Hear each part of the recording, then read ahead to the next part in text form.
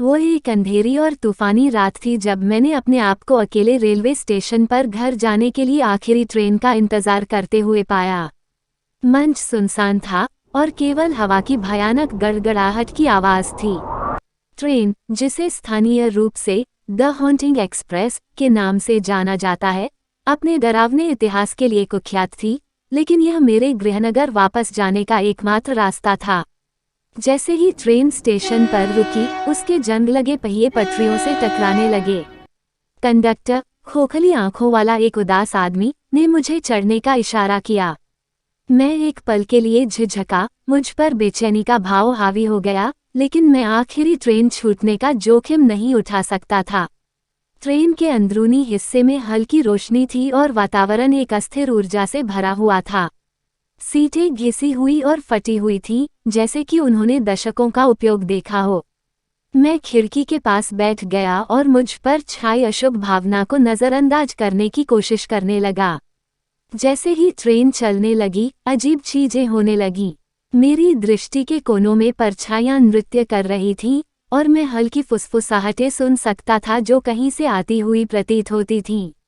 मैंने इधर उधर देखा, लेकिन आसपास कोई नहीं था।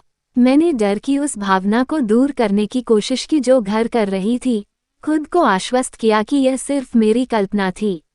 लेकिन फिर यात्री दिखाई देने लगे। वे मेरे आसपास की सीटों पर बैठे हुए हवा से ही साकार हो गए। उनके चेहरे पीले और कमजोर थे, उनकी आंखें खाली और बेजान थीं।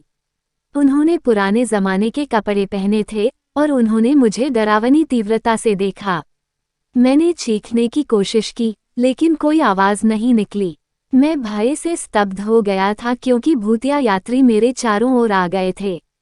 उनमें से एक, फटी हुई विक्टोरियन पोशाक में एक महिला, मेरी ओर ठंडा, हड्डीदार हाथ बढ़ाया।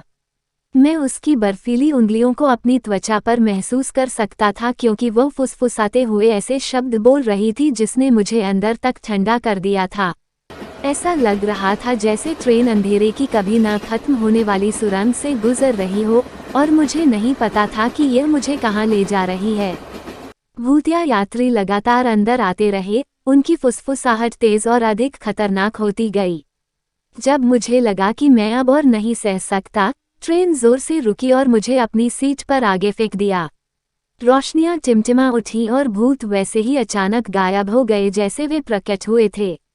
मैं एक बार फिर खाली ट्रेन में अकेला था। मैं लड़खड़ाकर ट्रेन से उतर गया, हिल गया और अस्त व्यस्त हो गया, और खुद को वापस उसी सुनसान स्टेशन पर पाया जहां से मैंने शुरुआत की थी। हॉन्टिंग एक्सप्रेस रात में गायब हो गई थी और मेरे लिए आतंक की एक ऐसी कहानी छोड़ गई जिसे मैं कभी नहीं भूलूंगा। आज तक मैं ये नहीं बता सकता कि उस ट्रेन में क्या हुआ था, लेकिन मैं एक बात निश्चित रूप से जानता हूँ, मैं कभी भी हॉन्टिंग एक्सप्रेस की सवारी नहीं करूंगा।